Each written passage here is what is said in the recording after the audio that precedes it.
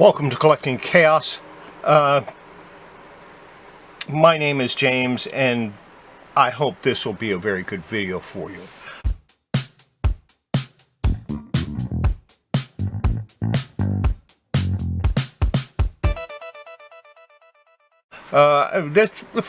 My last video, I went over some comics that I'm maybe adding to my collection. I haven't really decided yet. I've got to go through them.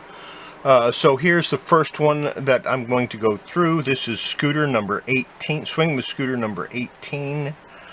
Let's take a look at the back and the front covers.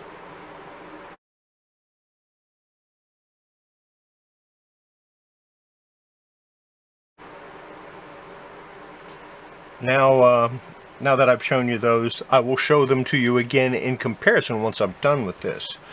What we've got, let's start by walking around the comic, taking a look under the hood, seeing what's going on here. Like I said, here's the front cover. We know it has some dirt. I identified that earlier. It does have a long crease here. It has some other problems. And on the back, it's got this little tear. I went ahead and folded it down and got it ready. I'll probably go ahead and seal that with just a little tiny bit of mending tissue, just because I don't want it to get any worse. It has a similar problem at the bottom, but I'm not going to worry too much about that. Let's take a look at it. Obviously, it belonged to someone named Mary Williams at one time. The pages are off-white, not in bad shape.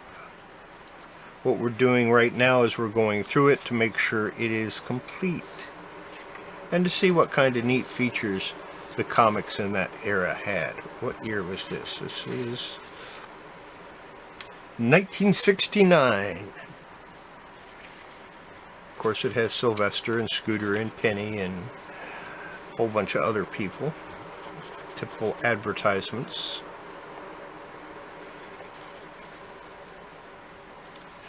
It has a loose... Actually, that's kind of convenient. The centerfold is loose, but it is not detached. So I'm going to go ahead and fix that.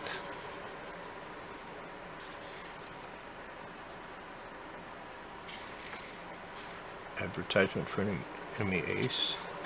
Oh, this is neat. The fact files. These were great. These gave a little history of comic characters back in the late 60s, early 70s. This is fact file number 5, Wildcat. And Wildcat, of course, is a Golden Age figure, or a character that you may or may not be familiar with. Wildcat appeared in Sensation Comics from issue number 1, June of 1942, through issue number 90, June of 1949. He also appeared in the first 2 issues of Comic Cavalcade, winter 1942 to 43 and spring of 1943, and is a special 128-page big all-American comic book one-shot published in 1944. In addition, Wildcat served as a member of the Justice Society of America in issues number 24, spring 1945, and number 27, winter 1945-46 of All-Star Comics. The Wildcat strip is a typical example of a form of comic strip that was popular during the golden age of comics, but which is all but extinct nowadays because the average comic book of that age contained a greater number of pages than those of the present. There was sufficient space in the magazine to develop secondary characters and features. I've got those backwards. These secondary characters were not meant to be stars of their own comic magazine.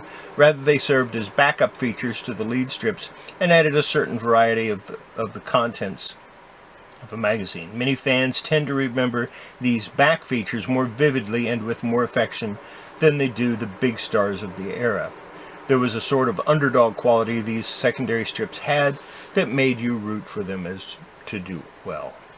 The Wildcat origin story, which appeared in Sensation Comics number 1, was written by Bill Finger and illustrated by Irwin Hansen, who later went to co-create the syndicated Dundee News strip. The story related how While out job hunting, Ted Grant chanced upon a holdup in progress. While fists flailing, he waded into the two stick-up men, overpowering them with the thugs out of the way. He turned around and was startled to find that he had just rescued Soccer Smith, the heavyweight boxing champion of the world. The grateful Smith offered Ted a job as a sparring partner, and eventually he was signed to Champ's managers to box professionally. Ted soon worked his way up to the position of top contender for Smith's title, and his managers schemed to ensure Ted's victory by drugging the Champ. They thereby hoped to make a fortune on a rematch between the two. However, they accidentally administered an overdose of the drug, and the Champ collapsed and died in the ring. When the cause of death was discovered, Ted Grant became the prime suspect in the killing. Hearing a boy talk of the costume crime-fighting career of his hero, the original Green Lantern, Ted was inspired to create the identity of Wildcat in order to clear his name and bring the Champ's killers to justice. However, he accomplished this task comprised the conclusion of his 10-page tale. In the following issue of Sensation, Ted fought back and won the title vacated by the death of Soccer Smith. He also decided to continue his crime-busting career as Wildcat. In the issue in Sensation number 4, Ted met and befriended Hiram Stretch Skinner, a tall, gangling fellow who was to become his aide, and eventually his fight manager. Stretch was added for the comic relief touch that was so common in the strips of that era. Also, in issue number 4, Wildcat acquired his Catacycle, and the strip was well on its way. The tone of the Wildcat strip can be best exemplified by the fact that during his entire Golden Age career, the Feline Fury fought only 2 costume villains, to be more exact, 1 costume villain and 1 costume villainess. The Yellow Wasp and the yellow and green garbed villain, whose maniacal obsession with wasps carried over to his criminal endeavors. Wildcat battled him just 3 times in issues 20, number 25, and number 66 of Sensation Comics. Sensation number 68 saw the first of Wildcat's several encounters with the Huntress, his lovely and lethal female foe. However, the majority of Wildcat's crime-fighting exploits were fought against ordinary crooks who employed a wide assortment of criminal schemes against him. A number of the stories dealt with the corruption in the fight game, since Ted Grant's boxing career necessitated a great deal of traveling. Wildcat's crime-busting activities were consequently liable to take place anywhere from border to border and ocean to ocean. After several years in retirement, Wildcat was brought back in a guest starring role in the second Starman Black Canary team-up issue of The Brave and the Bold. That's number 62, October and November 1966. He has since appeared in a few JLA-JSA annual team-ups and guest starred in the Spectrum magazine. And there you go. That's Fact File. But kind of neat. Glad to see that in there. Definitely made this a key book in my eyes. It's not a key issue by any means, but it's key for that bit of history into comic lore. And of course, Sergio Aragonés, 1969, he was doing stuff for DC Comics all the way back then. So some neat stuff. It appears to be complete. I'll do those little repairs, and you'll see those, and then we'll take a look at the finished product along with the original pictures that I showed you earlier.